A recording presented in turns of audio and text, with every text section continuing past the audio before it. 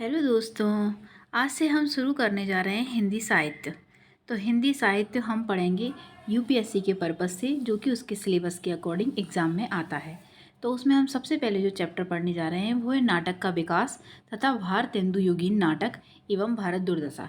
ये मेरे स्वयं के द्वारा लिखे हुए नोट्स हैं जिनसे मैं आपको समझाने का प्रयास करूँगी। सो आई होप सो फ्रेंड्स कि आपको समझ में आ जाएगा, और जो भी ना आया आप कमेंट बॉक्स में पूछ सकते हैं।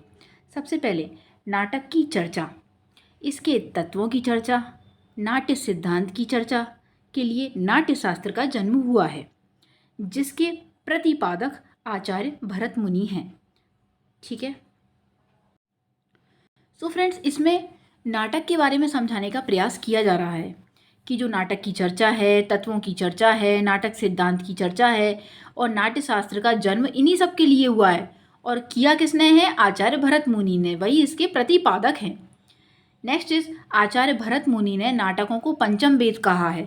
ठीक है। उन्होंने लिखा है कि ऋग्वेद से कथा, सामवेद से गीत, यजुर्वेद से रस लेकर तथा अर्थवेद से अभिनय लेकर नाटक का जन्म हुआ है। देखिए, हमारे यहाँ 4 वेद हैं, ऋग्वेद, सामवेद, यजुर्वेद, अथर्ववेद। अब इन चारों की अपनी अपनी विशेषता है, और वहाँ से क्या क्या चीज़ें ली गई हैं, तो उनसे मिलकर नाटक का जन्म हुआ है। जैसे ऋग्वेद से कथा, सामवेद से गीत लिया है, यजुर्वेद से रस लिया है, अर्थवेद से अभिनय लिया है, तो नाटक का जन्म हुआ है। यही चीज़ समझाने का उन्होंने प्रयास किया है। भरत मुनि के शब्दों में, नाटकों की रचना महर्षि नारद मुनि ने की है, और मृत्यु लोक के प्राणियों के मनोरंजन के लिए। देखिए भाई, इसको इस चीज़ से जोड़ दिया गया है कि भाई महर्षि नारद मुनि हैं, उन्होंने किए, और मृत्यु लोक के प्राणियों के मनोरंजन के लिए किए। देखिए, आचार्य भरत मुनि ने नाटक के 3 तत्व बताए हैं। कौन कौन से? वस्तु, नेता तथा रस। ठीक है। आचार्य भरत मुनि जो हैं वो नाट्य शास्त्र, नाट्य सिद्धांत और सिद्धांत और रस सिद्धांत के जन्मदाता थे। देखो, 3 चीज़ें उन्होंने बताई हैं। इसके जन्मदाता कौन थे? भरत मुनि थे।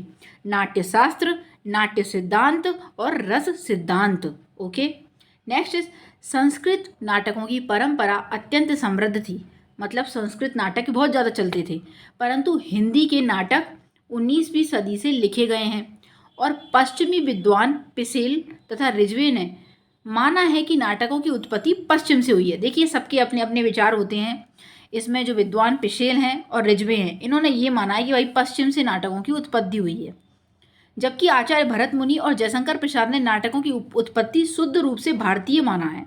देखिए, आचार्य जयशंकर प्रसाद और भरत मुनि ये मानते हैं कि भारत में ही उत्पन्न हुए हैं नाटक, जबकि रिजवे और पिशेल मानते हैं कि पश्चिमी से जगह से आए हैं नाटक। प्रसाद ने तर्क दिया है क्या? पर्दे को यवनिका मानकर कुछ लोगों ने ये मान लिया है कि नाटक यूनान से उत्पन्न हुआ है।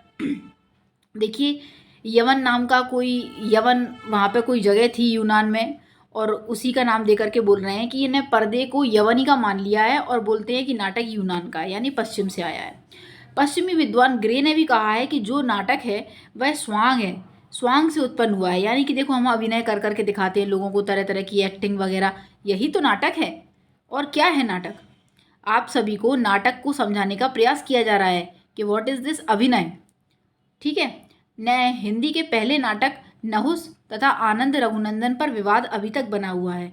नहुस की रचना गिरिधर दास ने की है, और आनंद रघुनंदन की रचना रीवा नरेश विश्वनाथ सिंह ने की है। ठीक है।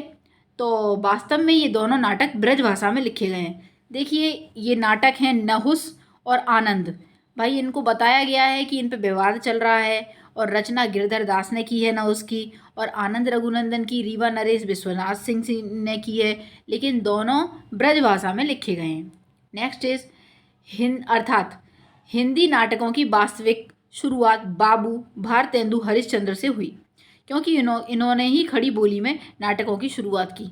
देखिए, नाटकों को फुल विस्तार तरीके से आपको समझाने का प्रयास किया जा रहा है। बोला जा रहा है कि भारतेंदु हरिश्चंद्र जी के टाइम से हुई है शुरुआत, क्योंकि उन्होंने खड़ी बोली की शुरुआत की है। अब देखिए, भारतेंदु जी ने पाश्चात्य ही हिंदी नाटकों के विकास के अलग अलग चरण किए हैं। कैसे?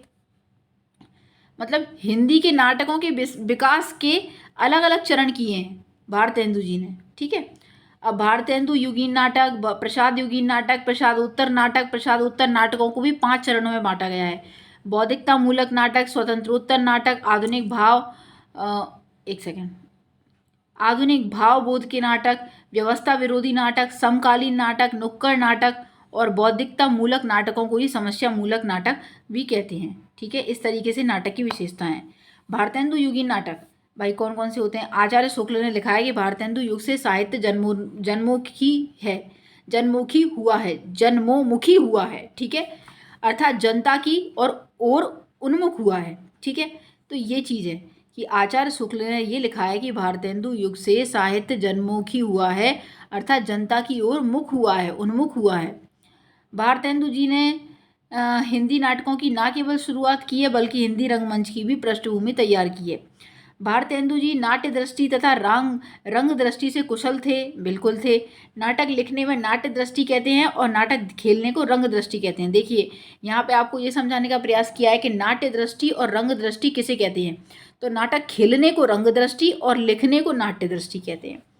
भारतेंदु के नाटक भारतीय संस्कृत परंपरा, नैतिकता, राष्ट्रीयता इन सब के समर्थक थे। नाटककार ने अपने नाटकों में राष्ट्रीय जागरण और नव जागरण मतलब को सर्वाधिक महत्व दिया है। भारतेंदु के नाटकों की मुख्य चेतना राष्ट्रीय जागरण, नव जागरण सर्वाधिक है। ठीक है, नेक्स्ट इज भारतेंदु के नाटकों में समाज की समस्याएं, पराधीनता और शोषण का उग्र विरोध है। ये भी अब इन्होंने भारतेंदु जी के नाटकों की विशेषताओं को बताने का प्रयास किया है। नेक्स्ट इज भारतेंदु जी के समय में पारसी थिएटर का बोलबाला था। पारसी थिएटर में अति व्यावसायिकता, अति नाटकीयता, अति फुहरता और पौराणिक पात्रों से छेड़छाड़ और भारतीय संस्कृति का मजाक जैसी समस्याएं व्याप्त थी। पारसी थिएटर के विरोध में भारतेंदु जी ने हिंदी नाटकों को खड़ा कर दिया। देखिए पारसी जो चीज़ें थीं उसके विरोध में ही तो किया है। उनमें देखो पारसी थिएटर, भारतेंदु जी के समय पारसी थिएटर का बोलबाला था। ठीक है, उसमें अति व्यावसायिकता दिखाते थे, अति नाटकीयता, अति फूहड़ था, पौराणिक पात्र जो थे उनसे छेड़छाड़ थी, भारतीय संस्कृति का मजाक था। तो ऐसी समस्याएं व्याप्त थी, इसीलिए उन्होंने भारतेंदु जी ने हिंदी नाटक खड़े कर दिए। नेक्स्ट भारतेंदु जी के नाटकों में विद्या सुंदरम, नील देवी, विषय मोषधम और वैदिकी हिंसा ने भवती, पाखंड विडंबनम, भारत दुर्दशा, अंधेर नगरी, सती प्रथा। ठीक है, सती प्रथा की भी चर्चा थी। ठीक है, चर्चा की जा सकती है। और इन नाटकों में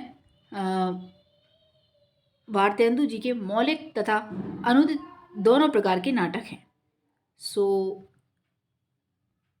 आई होप सो फ्रेंड्स कि आप समझ गए होंगे। यहाँ पे नाटकों की विशेषताओं को समझाने का प्रयास किया गया है। भारतेंदु जी के नाटकों की क्या क्या विशेषता थी और जो नाटक होते हैं नाटक का विकास कैसे हुआ है और भारतेंदु युगीन नाटक क्या क्या होते हैं, भारत की दुर्दशा कैसे हुई है, ये सब समझाने का प्रयास किया है हिंदी साहित्य में। आज पहली क्लास थी एंड नेक्स्ट क्लास में हम इसके आगे का समझेंगे। होप सो कि आपको समझ में आ गया होगा और अच्छे तरीके से आपको समझाने का प्रयास करेंगे। So thank you so much friend for watching me and listening me.